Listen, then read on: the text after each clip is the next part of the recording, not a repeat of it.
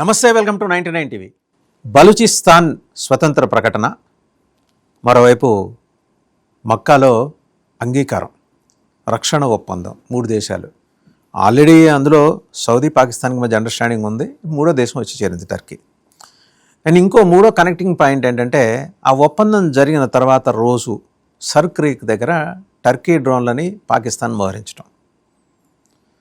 ఇవన్నీ కూడా dots connect చేసుకుంటూ మాట్లాడాల్సిన అంశాలే. ఈ అంశాల మీద సమగ్ర విశ్లేషణ చేయడానికి మనతో ఉన్నారు geo political affairs expert Aditya Krishna. నమస్తే ఆదిత్య కృష్ణ. నమస్తే. ఇవన్నీ డాట్స్ కనెక్ట్ చేయాలని అనిపిస్తుందండి నాకైతే.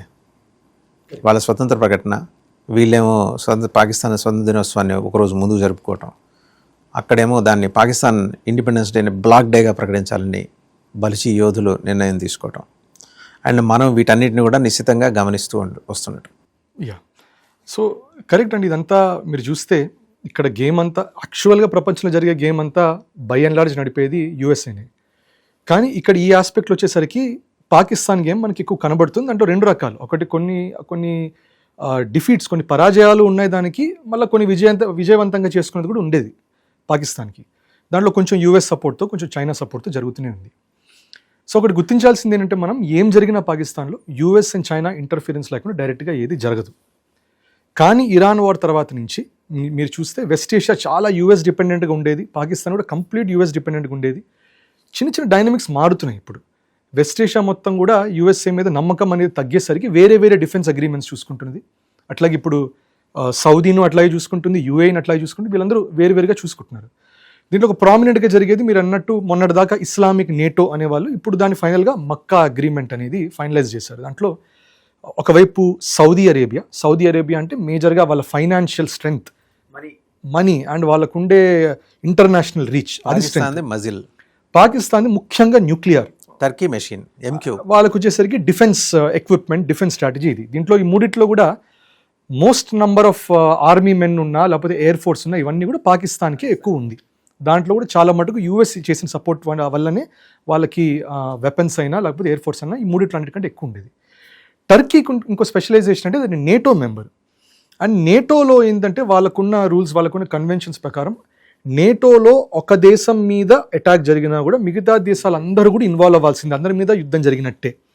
సో దానివల్ల ఇప్పుడు ఇది మనం మక్కా అగ్రిమెంట్ అయినా కూడా, ఇప్పుడు ఫర్ ఎగ్జాంపుల్ పాకిస్తాన్ మీద ఏమన్నా ఇష్యూ అయితే ఈ అగ్రిమెంట్ వల్ల టర్కీ ఇన్వాల్వ్ అవ్వాలి. టర్కీ ఇన్వాల్వ్ అయిన తర్వాత ఎవరైనా టర్కీ మీద దాడి చేస్తే అప్పుడు నేటో మొత్తం ఇన్వాల్వ్ అవ్వాలి. సో అది ఓవరాల్ వ్యూహం. ఇది కొంచెం రిమైండర్ ఎట్లాంటిదంటే World War I లాంటిదే సిచ్యువేషన్ ఇది. World War Iలో కూడా మనకి రెండు ఉండేది. ఒక ట్రైపార్టైట్ అలయన్స్ ఒకటి ఉండేది, ట్రైపార్టైట్ ఆంటెంట్ అనేది ఉండేది. ఈ ఒక అలయన్స్లో ఏముండేదంటే మీకు జర్మనీ, ఆస్ట్రియా, హంగరీ, ఇటలీ, వీళ్ళ ముగ్గురుది ఒకటి. వాళ్ళ ముగ్గురు మధ్యలో ఇటువంటిదే, ఒకళ్ళ మీద అటాక్ జరిగినా కూడా అందరి మీద జరిగినట్టే. రెండో వైపు మీరు చూస్తే బ్రిటన్, ఫ్రాన్స్, రష్యా, ఈ రెండింటి మీదనే ఉంది. సో ఫైనల్గా Austria Hungarian empire archduke Franz Ferdinand assassination జరిగిన తర్వాత బలవంతంగా ఈ రెండు ఫ్యాక్షన్స్ వార్లోకి వెళ్ళి దాని ద్వారా World War I, దాని ద్వారా World War IIలోకి వెళ్ళింది. సో అటువంటి ఒక చిన్న డైనమిక్ ఇప్పుడు మళ్ళీ చూస్తున్నాం. ఇప్పుడు ఇది డిక్లేర్ చేసిన మరుక్షణం యెమెన్లో ఉండే హౌతీస్, అంటే ఇరాన్ వాళ్ళ ఇంకో ప్రాక్సీ వింగ్, డైరెక్ట్గా వెళ్ళి వాళ్ళు జుబేల్ అనే ఏరియా సౌదీలో అక్కడ అటాక్ చేశారు. సో దాంట్లో ఇప్పుడు టెస్టింగ్ అనేది జరుగుతుంది. ఇప్పుడు ఏం జరుగుతుందో చూడాలి. మిగిలిన రెండు నేషన్స్ రెస్పాండ్ కాలేదుగా మరి. కరెక్ట్. సౌదీ మీద అటాక్ అయినప్పుడు 24 గంటల్లోనే, ఇప్పుడు తెలుగులో సామెత ఉంది, కాపురం చేసే కళ్ళకి కాలిగోళ్ళు నాడే తెలిసిందని. వీళ్ళు అగ్రిమెంట్ ఇవాళ శుభవాన్ని చేసుకొని ఆ పారాయణ ఆరక ముందు అక్కడ అటాక్ అయింది. కరెక్ట్. సో దాదాపు అటువంటిది. సో ఇప్పుడు ఇదే టెస్టింగ్ ఫేజ్, ఎందుకంటే మనకి హౌతీ అటాక్ జరిగిందే నిన్న. సో ఎటువంటి రెస్పాన్స్ అనేది వస్తుంది, పాకిస్తాను తర్వాత టర్కీ ఇన్వాల్వ్ అవుతారా లేదా మనకు తెలియదు. అట్లాగే ఇప్పుడు పాకిస్తాన్ ఏం చూస్తుంది, పాకిస్తాన్కి ఇంటర్నల్గా చాలా ప్రాబ్లమాటిక్ ఉంది. ఖైబర్ పఖ్తుంఖ్వా అంటే వాళ్ళకి ఆఫ్ఘనిస్తాన్ బార్డర్ దగ్గర ఉన్న ఇష్యూ ఏంటంటే అక్కడ కరెక్ట్, అక్కడంతా militancy issue, full on militant and ఒక ఆర్మీ లెవెల్ అటాక్ జరుగుతుంది. అక్కడ చాలా అన్రెస్ట్ అనేది ఉంది. రెండోది కింద ఇరాన్ బార్డర్, అక్కడ బలూచిస్తాన్ మొత్తం దాదాపుగా పాకిస్తాన్లో 46 నుంచి 50% పాకిస్తాన్ అంతా బలూచిస్తానే. దాంట్లో పాకిస్తాన్కు ఉండే మినరల్ రిజర్వ్స్ ఇంక్లూడింగ్ ఆయిల్ అయినా, న్యాచురల్ గ్యాస్ అయినా, కాపర్ అయినా, గోల్డ్ అయినా, అన్నీ కూడా రేర్ ఎర్త్ ఎలిమెంట్స్ కూడా మొత్తం ఉన్నది బలూచిస్తానే. అక్కడ నుంచి అంటారు కదా rich land but poor people, అటువంటి పరిస్థితే బలూచిస్తాన్కి. పాకిస్తాన్ అన్నీ తీసుకుంటుంది. అట్లాగే చైనా ఏం చేసింది, సిపెక్ అనేది ఒకటేసి, సిపెక్ ఏం చేసింది, అది పాకిస్తాన్ ఆక్యుపైడ్ జమ్మూ కాశ్మీర్ మీదుగా, పంజాబ్ మీదుగా, అక్కడి నుంచి బలూచిస్తాన్లోనే గ్వదర్ పోర్ట్ వేసుకొని ఆ సీపెక్ మీదుగా బలూచిస్తాన్ రీసోర్సెస్ అన్ని ఇంక్లూడింగ్ గోల్డ్ చైనా వాళ్ళు తీసుకొని పాకిస్తాన్కి ఏమంటుందంటే చాలా లోన్స్ ఉన్నాయి, మీరు తిరిగి ఇవ్వలేకపోతున్నారు కదా, అందుకని బలూచిస్తాన్ నుంచి మేము తీసుకొని షిప్లో వెళ్ళిపోతామని చెప్పి అలా అవే కాదు, అక్కడి నుంచి గాడిదలను కూడా ఎత్తుకెళ్తున్నారు వాళ్ళు, చైనా వాళ్ళు. గాడిదలు ఎత్తుకెళ్తారు. మరి ఆ గాడిదలు అంటే మీరు చెప్పేది జీవులా లేకపోతే ఆ మనుషులే గాడిదలుగా భావిస్తున్నారు? గాడిదల్ని వాళ్ళు రెండు పర్పస్ కోసం, రెండు ప్రయోజనాల కోసం. ఒకటి ఏంటంటే వాళ్ళకి అక్కడ లగేజ్ క్యారియర్స్గా వాటిని ఉపయోగించుకుంటారు, రెండోది గాడిద మాంసం అక్కడ ఎక్కువ తింటారు. కరెక్ట్. సో ఇవన్నీ జరుగుతుంటాయి. But I think air cargo, గాడిదలను షిఫ్ట్ చేసి ఎయిర్ కార్గోలో తీసుకెళ్తారు. కానీ మోస్ట్ క్రిటికల్ అయితే డెఫినెట్ గా గోల్డ్, రేర్ ఎర్త్ మినరల్స్, ఇవి most critical. So gold, rare earth minerals రెండు. కరెక్ట్. సో ఇవన్నీ జరుగుతుండగా అందుకనే మీరు చూస్తే బలూచిస్తాన్ కూడా హిస్టారికల్గా వాళ్ళు 1600s నుంచే వాళ్ళకి కలాత్ అనే ఒక రీజన్, ఒక కింగ్డమ్ ఫామ్ చేసుకొని దాంట్లో ఒక ఖాన్, ఆయన మీర్ అహ్మద్ ఖాన్ అనే అతను, ఆయన ఒక మెయిన్ అక్కడ రూల్ పెట్టారు. 1600sలోనే పెట్టారు. 1955 దాకా సాగింది. 1955 దాకా ఎందుకంటే బ్రిటిష్ వాళ్ళు కూడా రికగ్నైజ్ చేశారు, కానీ వాళ్ళు బాగా సబ్డ్యూ చేసి ఉంచారు బ్రిటిష్ వాళ్ళు. 1947లో వాళ్ళు ఇండిపెండెన్స్ అనేది డిక్లేర్ చేశారు. అండ్ ఇందాక మన డిస్కషన్ మీరు కూడా చెప్పారు, వాళ్ళు యాక్చువల్గా భారతీయ ప్రభుత్వానికి కూడా, ఇండియన్ గవర్నమెంట్ కూడా వాళ్ళు ప్రపోజ్ చేశారండి. అంటే మేము మీతోటే ఉంటామని అప్రోచ్ అయ్యారు. Correct. దీదన్ defence minister was I believe స్వర్గీయ కృష్ణమేనన్ గారు. కరెక్ట్. సో ఆయన అవుట్ రైట్ అప్పట్లో రిజెక్ట్ చేశారని కొన్ని, ఇంకోటి ఏంటంటే ఆప్షన్ కంప్లీట్గా ఫార్మలైజ్ అవ్వలేదు అనేది కొంతమంది అన్నారు. కానీ బట్ 1947 August 11 బలూచిస్తాన్ జిన్నా ఏంటంటే ఈ కరెక్ట్గా ఇన్సిడెంట్ని క్యాప్చర్ చేసి వీళ్ళు బలూచి లీడర్స్ అందరూ ఇండియాలో ఉండగానే, ఢిల్లీలో ఉండగానే వెళ్ళి దాని మీద కబ్జా పెట్టేశారు. కరెక్ట్. కబ్జా అనేది చేశారు. So that was never accepted. కానీ ఫైనల్గా August 11 ఇండిపెండెన్స్ డిక్లేర్ చేసుకున్నటువంటి బలూచిస్తాన్ వాళ్ళు, యాజ్ ఖానియట్ ఆఫ్ కలాత్ అని వాళ్ళు డిక్లేర్ చేసుకున్న వాళ్ళు, నెక్స్ట్ 1948 కల్లా they had to be subdued. మీరు అన్నట్టు జిన్నా అండ్ వాళ్ళ ఆర్మీ వాళ్ళందరూ పంపించేసరికి వాళ్ళు బై ఫోర్స్ తీసుకున్నారు, ఇంకా ఆప్షనే లేదు. సో అందుకని ఫైనల్గా 1948కి వాళ్ళు పాకిస్తాన్తో మర్జ్ అయినట్టు అయింది బై ఫోర్స్ఫుల్ అక్విజిషన్. 1955 కల్లా పాకిస్తాన్ ఆర్మీ వాళ్ళు కంప్లీట్గా పండిట్ నెహ్రూ, గౌరవ దివంగత ప్రధాని పండిట్ నెహ్రూ గారి వాదన ఏంటంటే, భౌగోళికంగా మీరు మాకు చాలా దూరంగా ఉన్నారు కదా, మీరు మాతో కలిసి ఎలా ఉండగలరు అని నాన్సి బాగా సాగదీయటం వల్ల వచ్చిన దుర్మార్గమైన వ్యవస్థ ఇప్పుడు పాకిస్తాన్ తోటి బలవంతంగా కలవాల్సిన పరిస్థితి ఏర్పడింది. వాస్తవంగా అంటే కల్చరల్గా వాళ్ళకి మనకి సారూప్యం ఉంది. కరెక్ట్. అంటే పాకిస్తాన్, ఈస్ట్ పాకిస్తాన్ బంగ్లాదేశ్తో పెట్టుకున్నప్పుడు we could have done it with Balochistan. ఎందుకంటే ఎసెన్షియల్ గుర్తుపెట్టుకోవాల్సింది మనం, అంటే నెహ్రూ గారిది ఇచ్చే చెయ్యి కదా, అడగనోడిది పాపం అడిగినోడికి అడిగినట్టు ఇచ్చేసాడు. అది సో మనకి ఎసెన్షియల్లీ బలూచిస్తాన్ గుర్తుపెట్టుకోవాల్సింది ఏంటంటే అక్కడ హింగ్లజ్ మాతాదేవి అని మందిర్ ఉంది. సో అక్కడే శక్తిపీఠం. అది శక్తిపీఠం అంటే శివ పురాణాలు వాటిలో చూస్తే ఎసెన్షియల్లీ ఏంటంటే అక్కడ రకరకాల, అంటే విష్ణుమూర్తి సుదర్శన చక్రం వెళ్ళిన తర్వాత ఆమె శరీరాన్ని మొత్తం ముక్కలు అయిన తర్వాత దాంట్లో భాగాలు పడిపోయిన ప్రాంతాలు, ముఖ్యంగా హింగ్లజ్ మాతాలో అక్కడ బ్రహ్మరంధ్రం పడింది అంటారు. అంటే శిరస్సు బ్రహ్మరంధ్రం, అంటే ఇట్స్ వెరీ క్రిటికల్. ఇవాళకి కూడా అక్కడ లోకల్ ముస్లిమ్స్ బై కన్వర్టెడ్, వాళ్ళు ముస్లిమ్స్ అయినా కూడా, బై ఫోర్స్ కన్వర్ట్ అయినా కూడా వాళ్ళే ఇంకా దానికి వాల్యూ ఇస్తారు, వాళ్ళే దాన్ని ఇంకా ప్రొటెక్ట్ చేస్తుంటారు హింగ్లజ్ మాతని. So it is very critical for Hindu. Sarada Mata పీఠం లాగానే ఇది కూడా ఒక శక్తి పీఠమే, హింగ్లజ్ మాతాదేవి. సో అన్ఫార్చునేట్లీ అది మనకి కంట్రోల్ నుంచి లేదు. సో ఇప్పుడు ఐరానికల్గా అది ఇప్పుడు ఫైనల్గా వాళ్ళు August 11 2026 మా ఇండిపెండెన్స్ మేము డిక్లేర్ చేసుకుంటున్నాం. దాంతోపాటు మాకు 85% ఆఫ్ ద ల్యాండ్ కంట్రోల్లోకి వచ్చేసింది. దానిపైన we are making gains, we want world global community recognise us అని అపీల్ పెడుతున్నారు. మన August 11 కూడా వాళ్ళు ఇండిపెండెన్స్ డే సెలబ్రేట్ చేశారు. అట్లాగే August 14 అంటే రేపు మనకి independence day of Pakistan black day అని ప్రకటించారు. సో ఇవన్నీ జరుగుతున్నాయి. పాకిస్తాన్కి ఉన్న ఇష్యూ ఏంటంటే వాళ్ళకి ఒకవైపు బలూచిస్తాన్లో సెపరేటిస్ట్ కాదు, వాళ్ళకి లిబరేషన్, ఇండిపెండెన్స్ మూవ్మెంట్ నడుస్తున్నది. ఖైబర్ పఖ్తూన్ఖ్వా వాళ్ళ మిలిటెన్సీ మూవ్మెంట్ నడుస్తున్నది. PoJK area including Gilgit Baltistan అక్కడంతా రీయూనిఫికేషన్ విత్ భారత్, మాకు ఓపెన్ అప్ చేయండి, మేము వెళ్ళిపోతాం మిమ్మల్ని అని అంటున్నారు. ఈ మూడు జరుగుతుండగా న్యాచురల్గా ఏంటి, పాకిస్తాన్ ఒకటే ఆప్షన్, ఈ మూడింటిని వాళ్ళకి బ్యాలెన్స్ చేయాలంటే ఎక్స్టర్నల్ ఎనిమీని కనిపెట్టాలి. ఇన్ఫాక్ట్ పిఓజేకి ఎలక్షన్స్ తర్వాత కూడా వాళ్ళకి ఎలక్షన్స్ కూడా సింగిల్ ఫేజ్ కాదు, 3 phases జరిగాయి. స్మాల్ అంటే ఎసెన్షియలీ కన్స్టిట్యుయెన్సీ చిన్నదే, 53 సీట్లు. 53 సీట్లలో కూడా వాళ్ళకి 12 సీట్లు అక్కడున్న గిల్గిట్ బాల్టిస్తాన్ పిఓజేకే కాదు, వాళ్ళు పంజాబ్ నుంచి కంట్రోల్ చేస్తారు 12 సీట్లు వాళ్ళకి అసెంబ్లీలో. అందుకని అది కూడా పిఓజేకే వాళ్ళు అంటారు, ఇక్కడ ఉండేది మీరు పంజాబ్ నుంచి 12 సీట్లు కంట్రోల్ చేయడం ఏంటి, 2/3 మెజారిటీ లేకుండా మాకు చేయడం ఏంటి అంటారు. అది కూడా వాళ్ళకి July 27 ఐ థింక్ ముజాఫరాబాద్లోను, మీర్పూర్లోనూ జరిగింది. August 2 ఐ థింక్ ముజాఫరాబాద్లో జరిగింది, అండ్ August 10 పూంచ్లో జరిగింది. దాంట్లో కూడా ఎలక్షన్ సరిగ్గా జరగల. ఎలక్షన్స్ జరిగిన తర్వాత కూడా అలయన్స్లో ఉండేటటువంటి ఈ Pakistan Muslim League Nawaz and Pakistan People's Party PPP, ఈ రెండు పాకిస్తాన్ నడిపేది వాళ్ళు. ఇమ్రాన్ ఖాన్ జెన్యున్గా గెలిస్తే ఆయన ఇంప్రిజన్ చేసేసి, ఆయన పక్కన పడేసి, జైల్లో పడేసేసి పార్టీని బ్యాన్ చేసి. He is from Balochistan. Correct Imran Khan. So essentially ఏంటంటే వాళ్ళు బలవంతంగా కోalition ఫామ్ చేశారు కానీ పిఓజేకి ఎలక్షన్స్ తర్వాత ఈ రెండు పార్టీసే కొట్టుకుంటున్నాయి. అంతెందుకు లిటరల్గా లష్కర్ ఈ తైబా వాళ్ళు వీళ్ళు కూడా జైష్ మొహమ్మద్ ఇట్లాంటి వాళ్ళు కూడా విమర్శిస్తున్నారు ఇక్కడ ఎలక్షన్ సరిగ్గా జరగలేదు మాకు పిఓజేకి అంటున్నారు. సో ఇంత ఇంటర్నల్ రిఫ్ట్స్ జరుగుతాయి, టెర్రరిస్టులు కూడా విమర్శించేంత దుర్మార్గంగా జరిగిన ఎలక్షన్. ఆ పొజిషన్కి వెళ్ళిపోయింది, రైట్. సో ఇటువంటి పరిస్థితుల్లో వాళ్ళకున్న ఆప్షన్ ఒకటే. వాళ్ళ ఆప్షన్ ఏంటి, భారత్ను ఒక ఎక్స్టర్నల్ ఎనిమీ లాగా పెట్టాలి. అందుకని చూసాం మనం కుల్గామ్లో కూడా అటాక్ చేశారు, పెహల్గామ్ స్టైల్లోనే కుల్గామ్ అటాక్ జరిగింది. మనకంత ఎందుకో మీడియాలో అంత స్ప్రెడ్ అవ్వలేదు కానీ that was also very terrible attack. కానీ ఇమీడియట్గా ఇంటెలిజెన్స్ మన దగ్గర ఉండేసరికి we neutralise, we completely finish them off. దాంట్లో ఒక భారతీయ ఒక ఆర్మీ ఒక వీడియో కాల్ కూడా, ఒక ఫోన్ ఇసిరేసి వీడియో కాల్ కూడా చేశారు ఒక టెర్రరిస్ట్తో లోపల. అతను అన్నాడు దట్ నేను సరెండర్ అయితే అవ్వను, ఎందుకంటే ఐఎమ్ ఫైటింగ్ ఫర్ కశ్మీర్ కోసం ఫైట్ చేస్తాను, నేను సరెండర్ అవ్వను. కానీ ఒకటి చెప్తాను, కశ్మీర్లో ఫ్లడ్స్ జరిగినా ఏం జరిగినా మీ ఇండియన్ ఆర్మీ మంచి పని చేసింది, పాపం కష్టపడ్డారు మీరు, బట్ సేయింగ్ దట్ మీరు సరెండర్ అవ్వని చెప్పి ఫైనల్గా he end up getting killed. So ఒక టెర్రరిస్టులు to some extent they are blaming Pakistani government, they are encouraging Indian army, but at the same time వాళ్ళకి ఏం చేస్తారు, వాళ్ళు they want to fight for whatever is their cause. చిన్నప్పటి నుంచి వాళ్ళకి brain wash చేసింది అదే, దీనికోసం మీరు చావాలి చావాలి చావాలి, వాళ్ళు బతకడానికి ఏం లేదు, చావడానికి ఇది ఉంది ఇక్కడ పోగానే స్వర్గానికి వెళ్ళిపోతారు కదా అని వాళ్ళ ఆస్పెక్ట్ అది, రైట్. సో మన కర్మ సిద్ధాంతంలో ఏంటంటే మేబీ వాళ్ళు నిజంగా అది వాళ్ళు తలుచుకుంటే ఆ పొజిషన్కి వెళ్తారు కానీ మళ్ళీ తిరిగి మళ్ళీ ఇదే నరకంలో మళ్ళీ పుట్టాలి, తప్పదు వాళ్ళకి ఇట్లాంటివి చేసేవాళ్ళు. సో ఎసెన్షియల్ ఇటువంటి దాంట్లో ఆసిమ్ మునీర్ అందుకని చూసాం మొన్ననే 250 హోవిట్జర్, చైనీస్ హోవిట్జర్ కూడా మన బార్డర్ మీద పెట్టి అక్కడ ఒక ఆర్మ్డ్ ఒక మిలిటరీ పొజిషన్ పోస్చరింగ్ తీసుకున్నారు. ఆల్ పాకిస్తాన్ అస్టుడు భారత్ని కొంచెం రెచ్చగొట్టాలి. సో భారత్ని రెచ్చగొడితే మనం ఏమన్నా కొంచెం కౌంటర్ యాక్షన్ తీసుకున్నా కూడా ఇమ్మీడియట్ గా మెక్కా అగ్రిమెంట్ రాసామని చెప్పి సౌదీని టర్కీని ఇన్వాల్వ్ అవ్వాలి. ఆపరేషన్ సింధూర్ ముందర కూడా చూసాం. నాకు ఇక్కడ సౌదీ దగ్గరే కొన్ని రిజర్వేషన్స్ ఉన్నాయి సార్. సౌదీ అంత తేలిగ్గా వస్తుందా మన మీద అటాక్? ఎందుకంటే మనకి వాళ్ళకి సౌహార్ద్రపూర్వక సంబంధాలు ఉన్నాయి, ట్రేడ్ కావచ్చు, కల్చరల్ కావచ్చు. And MBS has great regard for Narendra Modi. So at max Saudi ఏం చేస్తుందంటే Saudi is working on its self interests. Pakistan అంటే ముగ్గురు కూడా ఏ అగ్రిమెంట్లో కూడా అందరూ సెల్ఫ్ ఇంట్రెస్ట్లే చూస్తారు ఇంటర్నేషనల్ లెవెల్లో. సౌదీకి సెల్ఫ్ ఇంట్రెస్ట్ ఏంటి, ఎసెన్షియలీ ఇరాన్ మా మీద దాడి చేస్తే పాకిస్తాన్ మీరు ఇమీడియట్గా సైడ్లో ఉన్నారు కాబట్టి అటాక్ చేయండి, వాళ్ళ మెయిన్ ఇంటెన్షన్ అది. అదొక్కటే అడుగుతాడేమో, అది మెయిన్. అది కాకుండా యెమెన్లో హౌతీస్ ఉన్నారు, అక్కడ నుంచి మీరు మనుషులు పంపించండి. ఇప్పుడు పీపుల్ అంతా వెనక్కి దగ్గరగా అప్పుడు ఎవరు యుఏఈ, సౌదీ వెనక్కి తగ్గలేదు, యుఏఈ వెనక్కి తగ్గింది యెమెన్లో. కరెక్ట్.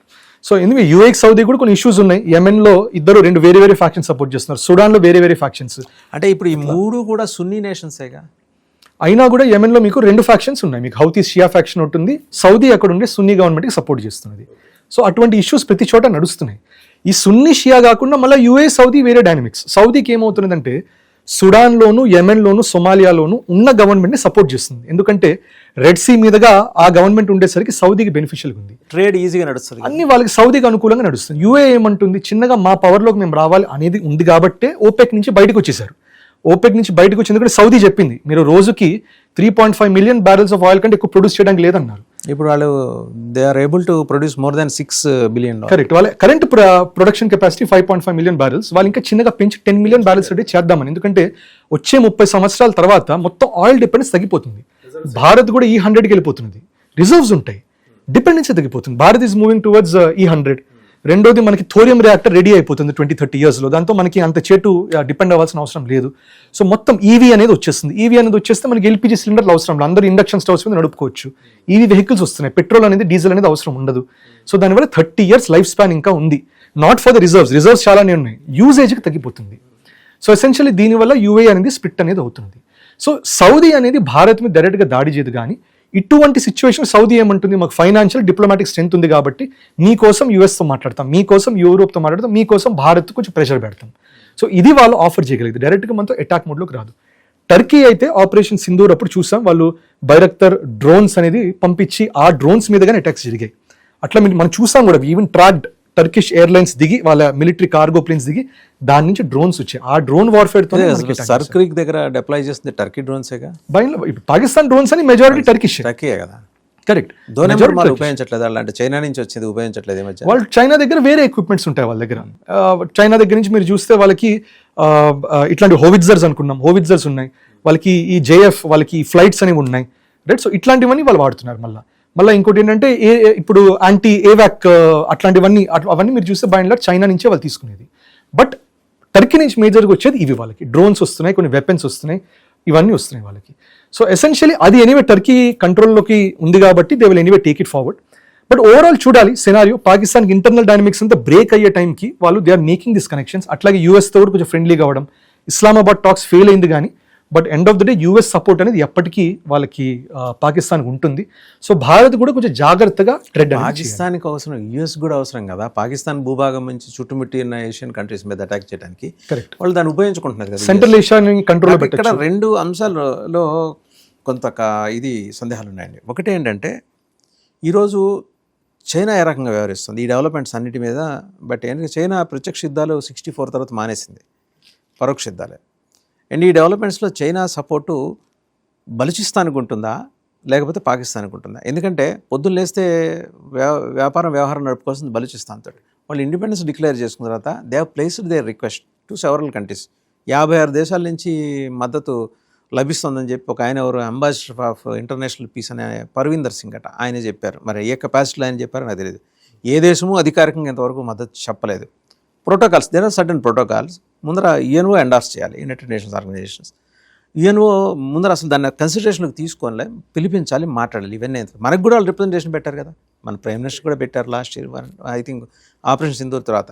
అండ్ ప్రవాసంలో మేము ప్రభుత్వం ఏర్పాటు చేసుకుంటామని ఒక లెటర్ కూడా భారతదేశంలో పెట్టారు. ధర్మశాలలో మనకు ఆల్రెడీ టిబెట్ ప్రభుత్వం ఉంది కదా, అలాగే పెట్టారు. ఏది కాకుండా 56 దేశాల నుంచి మద్దతు అనే ఒక ప్రచారం అయితే ఎవరో ఒక ఆయన తీసుకొచ్చాడు, పర్వీందర్ సింగ్ అని. చైనా స్ట్రాటజిక్గా ఆలోచిస్తే ఇప్పటికే అక్కడ ఇన్వెస్ట్మెంట్ చేసి మునిగిపోయింది చైనా. సీపెక్, గ్వాదర్ పోర్టు. ఈ పరిస్థితుల్లో పొద్దున్న లేస్తే తగాదాలు వెళ్తూనే మనం ఒప్పందం చేసుకుంటే సరిపోతుంది కదా. పాకిస్తాన్ తోటి ఏం పెద్ద ప్రయోజనం ఉంది చైనా. కానీ చైనా ఇంకా పాకిస్తాన్కే సపోర్ట్ చేస్తుంది. ఎందుకంటే బలూచిస్తాన్ ఎంతన్నా కూడా కొన్ని మాంటివీడియో కన్వెన్షన్ ఉంది. వాళ్ళు ఏమంటారంటే ఒక దేశానికి ఇండిపెండెన్స్ స్టేటస్ అనేది మనం ఇవ్వాలంటే, ఒక కంట్రీగా రికగ్నైజ్ చేయాలంటే ఫస్ట్ ఆ పీపుల్ అంతా ఒక సర్టెన్ బౌండరీ లోపల ఉండాలన్నారు. అది బలూచిస్తాన్కి ఉంది. వాళ్ళు ఏమి ఇటువంటి నోమాడ్స్ లాగా తిరగట్లా, ఒక చోటే ఉన్నారు. రెండోది వెల్ డిఫైన్డ్ బార్డర్స్ అనేది ఉండాలంది, వాళ్ళు క్లారిటీగా ఉన్నారు. మూడోది ఒక ఎలక్టెడ్ గవర్నమెంట్ ఉండాలంది, ఎలక్టెడ్ గవర్నమెంట్ లేదు. అది వస్తుంది. తర్వాత people should start recognising, countries recognise చేసి ఒకళ్ళిద్దరైనా డిప్లొమాటిక్ మిషన్స్ పెట్టుకోవాలి. ఇది ఉన్న తర్వాత వాళ్ళు యుఎన్ఎస్సీకి వెళ్ళాలి. యుఎన్ఎస్సీలో ఐ థింక్ అబౌట్ 15 దేశాలు ఉన్నాయి, 9 దేశాలన్నా అప్రూవ్ చేయాలి. అది చేస్తుంది. దాని తర్వాత యుఎన్ఎస్సీలో పర్మనెంట్ మెంబర్స్ ఎవరు ఉన్నారో దాంట్లో ముఖ్యంగా 5గురికి వీటో పవర్ ఉంది. దాంట్లో ఒక్కరు వీటో చేసినా కూడా క్యాన్సిల్ అయిపోతుంది. సో ఇప్పుడు ఇదే మీరు చూస్తే, మీరు అన్నది కరెక్ట్, 1960s తర్వాత ఎక్కువ వార్లో లేకపోయినా బంగ్లాదేశ్ మనకి లిబరేషన్ 1971లో జరిగితే China was the country which vetoed. US, Russia వీళ్ళందరూ ఒప్పుకున్నారు, యూకే, ఫ్రాన్స్ అందరూ ఒప్పుకున్నారు. కానీ చైనా ఏం చేసిందంటే వీటో చేసి బంగ్లాదేశ్ని ఒప్పుకున్నది. సో 1971 బంగ్లాదేశ్ కంట్రీ స్టేటస్ రాలేదు. తర్వాత 1975 కల్లా ఏమైందంటే పాకిస్తాన్ చైనా దగ్గరికి వెళ్ళి మీరు ఒప్పుకోండి, అలౌ చేయండి అన్నారు. ఎందుకన్నారు అంటే, ఒకటి భారతీయ ప్రభుత్వం దగ్గర 93,000 సరెండర్డ్ సోల్జర్స్ అనేది ఉన్నారు. ఒకటి మనం చెప్పాం మేము వదులుతాం కానీ ఫస్ట్ యూ రికగ్నైజ్. బంగ్లాదేశ్ ఏమంది, ఆర్మీ జనరల్స్ ఎవరెవరు పెద్దవాళ్ళు ఉన్నారు వీళ్ళందరి మీద మేము ట్రయల్ వేసి వీళ్ళందరినీ మీద చాలా కఠినమైన యాక్షన్స్ తీసుకుంటామన్నారు. అది టోన్ డౌన్ చేయాలి. సో అట్లా మన షిమ్లా అగ్రిమెంట్ కూడా జరిగింది. దాంట్లో కూడా చాలా హార్డ్ కండిషన్స్ పెట్టాం పాకిస్తాన్ మీద. సో ఫైనల్గా పాకిస్తాన్ ఏమంది, బంగ్లాదేశ్ చేయి జారిపోయింది. ప్లస్ ఒకటి ఇది OIC, organisation of Islamic countries, ఒక మీటింగ్ జరిగితే సౌదీ, ఈజిప్ట్ వీళ్ళందరూ వెళ్ళి మీరు ఆ ముజిబుర్ రెహమాన్ కూడా పిలవాలి, మీరు పిలవకపోతే బాగుండదు, ముస్లిం నేషన్స్ ఫైట్ చేయకూడదు అనేసరికి ఆప్షన్ లాగా వాళ్ళు రికగ్నైజ్ చేశారు. అప్పుడు చైనా ఓకే అని చెప్పి 1974లో చైనా వీటో అనేది ఇలా. అప్పుడు యుఎన్ఎస్సీలో పాస్ అయింది. యుఎన్ఎస్సీ పాస్ అయిన తర్వాత యునైటెడ్ నేషన్స్లో అగ్రీ అయింది. So 1974 Bangladesh become a country. 1971లో ఇండిపెండెన్స్ వచ్చిన. సో బలూచిస్తాన్ ఇప్పుడు ఎండ్ ఆఫ్ ద డే ఏం చేసినా కూడా 100% చైనా వీటో అనేది ఇస్తుంది. ఎందుకంటే సీపెక్ కారిడోర్ అంతా అక్కడే వస్తున్నది. అండ్ అన్లెస్ బలూచిస్తాన్ గవర్నమెంట్ ఒక రిలేషన్ అనేది ఎస్టాబ్లిష్ అవ్వాలి. అది అవ్వాలంటే పాకిస్తాన్ ఒప్పుకోదు, right? So still China will support. దానికి దస్ అ వెరీ లాంగ్ ప్రాసెస్. వాళ్ళు ఎలక్టెడ్ గవర్నమెంట్ రావాలి, పాకిస్తాన్కి పిఓజేకి బ్రేక్ అవ్వాలి, దాని తర్వాత ఖైబర్ పఖ్తూన్ఖ్వా ఆఫ్ఘనిస్తాన్ లాక్కోవాలి. ఇవన్నీ జరిగిన తర్వాత పాకిస్తాన్ వీక్ అయిన తర్వాత ప్లస్ యూఎస్ సపోర్ట్ పాకిస్తాన్కి ఉండదు. ఒక హైపోథెటికల్ క్వశ్చన్ అండి ఇక్కడ. ఓకే, ఇవి చైనా నువ్వేంటి వీటో చేసేది అని చెప్పి మిగిలిన దేశాలన్నీ బంగ్లాదేశ్ బలూచిస్తాన్కి అనుకూలంగా ఓటు చేసి బంగ్లాదేశ్ని రికగ్నైజ్ చేశా అనుకోండి. చైనా ముందున్న ఆప్షన్స్ ఏంటి? అది చేసేది అది ఎసెన్షియలీ చేశారంటే అప్పుడు మీకు వరల్డ్ ఆర్డర్ కొలాప్స్ అయిపోయినట్టు. అప్పుడు యునైటెడ్ నేషన్స్ ఆర్డర్ మొత్తం కొలాప్స్ అయిపోయినప్పుడు. అప్పుడు యునైటెడ్ నేషన్స్ ఆర్డర్ అనేది కొలాప్స్ అయిపోతే అది రికగ్నైజ్ చేసిన కంట్రీ స్టేటస్ అన్ని కొలాప్స్ అయిపోయినట్టే. So none of those are recognise countries. అంటే డూ యూ స్టిల్ థింక్ అంటే యుఎన్ఓ ఈజ్ ఫంక్షనింగ్ చాలా అగ్రెసివ్ మ్యానర్ అని? ఇప్పటికే అది ఓఎల్ఎక్స్ అయిపోయింది యుఎన్ఓ. ఎవడు కేర్ చేస్తున్నాడు దాన్ని? పొద్దున్న లేస్తే ట్రంప్ పిచ్చి బూతులు తిడుతుంటాడు యుఎన్ఓ ఏమైనా ఆంక్షలు అవి పెడుతుంటే. ఎవడూ కేర్ చేయనప్పుడు నువ్వు రికగ్నైజ్ చేస్తే ఎంత చేయకపోతే ఎంత అనే మాట వస్తుందిగా. అది ఏమన్నా కూడా ఎండ్ ఆఫ్ ద డే ఏమవుతుందంటే ఎవ్రీబడి సైలెంట్లీ రికగ్నైజెస్. ఎందుకంటే మనం ఇందాక అనుకున్న సెల్ఫ్ ఇంట్రెస్ట్, ఇక్కడ సెల్ఫ్ ఇంట్రెస్ట్ అంటే చైనాకి ఏంటంటే యునైటెడ్ నేషన్స్ అనేది ఎగ్జిస్ట్ అవ్వకపోతే ఒక వన్ చైనా పాలసీ అనేది కన్సిడరేషన్లోకి రాదు. Immediately somebody can say Taiwan is a country, వాళ్ళకి ఇబ్బంది. Bharat we also need it because immediately UNO అనేది లేకపోతే somebody will say Kashmir is another country, whole of Kashmir is another country, మనం డిఫెండ్ చేయలేము. North east is another country అంటారు, మనం defend చేయలేము. So ఈ ఆర్డర్ అనేది మెయింటైన్ అవ్వాలి. సో ఈ ఫెసిలిటీ మనలాంటి థర్డ్ వరల్డ్ కంట్రీస్, వాళ్ళ దృష్టిలో మనమేం థర్డ్ వరల్డ్ కంట్రీ కాదు, మనము అభివృద్ధి చెందిన దేశంగానే మనం చూడాలి. ఈ 10-15 ఏళ్ళు జరిగిన ఇది చేసుకుంటే మనం రికగ్నైజ్ చేసి మనం ఒక డిప్లొమాటిక్ మిషన్ పెట్టుకున్నాం అనుకోండి, ఏం పీకుతుంది యుఎన్ఓ? ఏం పీకుతుందంటే ఎసెన్షియల్ ఏంటంటే మనకేమి ఇంకా ఎటువంటి మనకి లివరేజ్ అనేది ఉండదు గ్లోబల్గా. నోబడి రికగ్నైజెస్ అస్, మనం రూల్స్ ఫాలో అవ్వట్లేదు కాబట్టి ఎవరు మనతో ఒప్పుకోరు. ట్రేడ్ అనేది కొలాప్స్ అవుతుంది. అంటే మీరు చెప్పేదాని వల్ల ఒక ఎకానమిక్ వరల్డ్ ఆర్డర్ అనేది కొలాప్స్ అనేది అవుతుంది. సో జనరల్గా ఏంటంటే ఒక గ్రాడ్యువల్ ఇదే రూల్ వాడికి కూడా వర్తించాలి కదా, యూఎస్ కూడా వర్తిస్తున్నది. వాడు ఇష్టం వచ్చినట్టు చేస్తున్నప్పుడు మిగిలిన వాళ్ళు చేస్తే వాడికి వచ్చిన నొప్పి. అంటే యూఎస్ ఎంతన్నా కూడా end of the day he still adhering to it.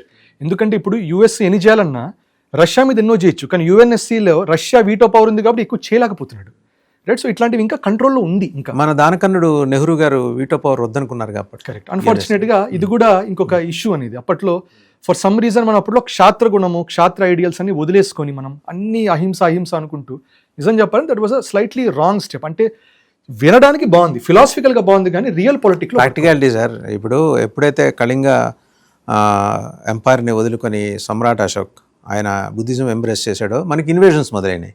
ఆ రోజు వరకు ఇన్వేషన్స్ ఉన్నాయా భారతదేశం మీద? లేవుగా. కరెక్ట్. అంటే మనకి డైరెక్ట్ ఇన్వేషన్స్ కాకపోయినా కూడా మనం చూస్తే అప్పుడు వేరు, అప్పుడు ద వరల్డ్ వాజ్ డిఫరెంట్. ఇప్పుడు అందువల్ల అహింస అనేది అన్ని సందర్భాల్లో పనికిరాదు. అంటే మోస్ట్ ఆఫ్ ద సందర్భాల్లో పనికిరావు. అంటే రియల్ పొలిటిక్లో అయితే పనికిరాదు. అహింస అనేది మనలో ఉండాలి, కానీ మనం ఒక ఎంటిటీస్ లాగా చూస్తే ఎప్పుడు కూడా నేచర్లో లా హింస. సో అందుకని మనం హింసను అవాయిడ్ చేయాలి, కానీ ప్రిపేర్ అవ్వాలి. ఎవరన్నా మరి దాడి చేయడానికి వస్తే డిఫెన్స్ మోడ్లో. ఇప్పుడు అది 10 ఏళ్లలో ఇదివరకు చంపు రెండో చంపు చూపి, ఇప్పుడు అలా కాదు. నీకు అలాంటి ఆలోచన వస్తే నీ చంపు 2 చంపులు వాయిస్తానే దాకా వచ్చాం మనం. ఇది మనం ఇందిరాగాంధీ గారి అప్పుడు టైం కూడా చూసాము. దాని తర్వాత ఇప్పుడు మళ్ళీ మోదీజీ టైంలో ఇంకా స్ట్రెంథెన్ అవుతూ చూసాం. కొంచెం 1990s లిబరలైజ్ అయిన తర్వాత నుంచి బాగా తగ్గింది, మళ్ళీ 2014లో పెరిగింది.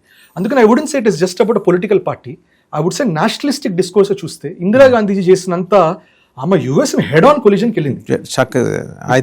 కిస్సింజర్తో అనుకుంటా ఎవరో వాళ్ళ ప్రెసిడెంట్ తోటి నేరుగా డైలాగ్ కూర్చున్నప్పుడు కుర్చీ తన్ని లేచి సమాధానం చెప్పి వచ్చింది ఆవిడ. కరెక్ట్. మీరు చూస్తే లాల్ బహదూర్ శాస్త్రిజీ అయినా ఇందిరాగాంధీజీ అయినా వీళ్ళంతా దే వెంట్ వెరీ అగ్రెసివ్. మీరు అన్నట్టే యునైటెడ్ నేషన్స్ ఏం లేదు, వీ విల్ గో అహెడ్ అన్నట్టు వెళ్ళారు, వైల్ అడ్హియరింగ్ టు ద రూల్స్ కూడా అడ్హియర్ అవ్వాలి. So they did that.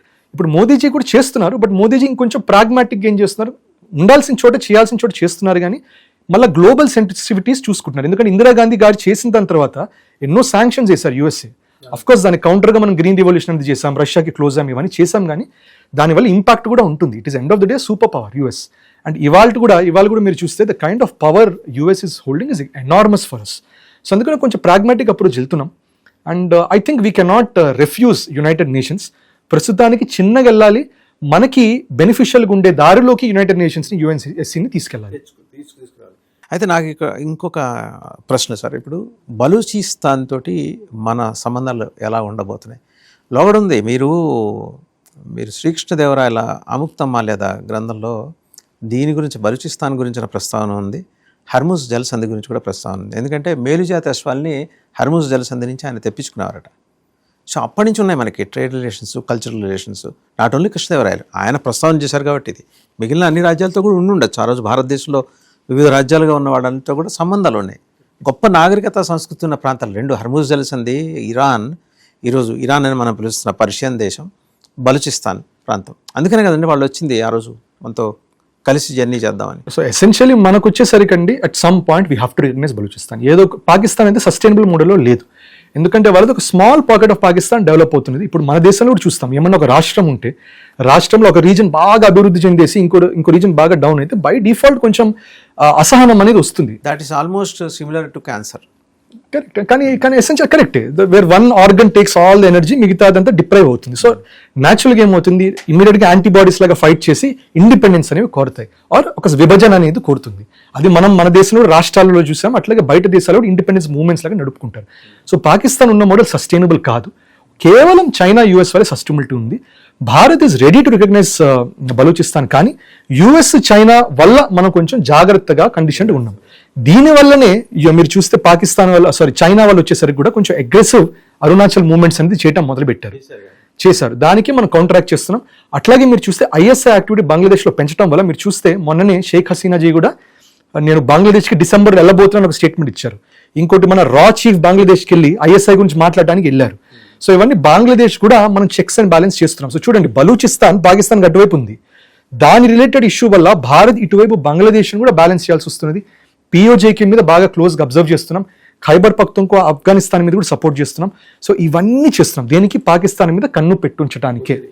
Time వచ్చినప్పుడు మనం స్టేట్మెంట్ ఇవ్వాలి. ఆ రోజు దాకా చాలా జాగ్రత్తగా ఉండాలి. ఐ థింక్ పాకిస్తాన్ చేయనది మనం చేసేది ఏంటంటే వీఆర్ వెరీ కేర్ఫుల్. పాకిస్తాన్ చాలా లూజ్ స్టేట్మెంట్స్ ఇస్తున్నది. We are not giving loose statements, we are silently acting. It is the right way to do it. And I think down the line we will see an independent Balochistan unless Pakistan changes what it is or Pakistan comes and becomes part of Bharat again. Right, thank you Aditya Krishna garu, thank you very much. So చూసాం కదా బలూచిస్తాన్ పరిణామాలు ఎటు దారి తీస్తున్నాయి. ఎందుకంటే ఆదిత్య కృష్ణ గారు చెప్పినట్టు బలూచిస్తాన్ పాకిస్తాన్కి అవతల ఉంది.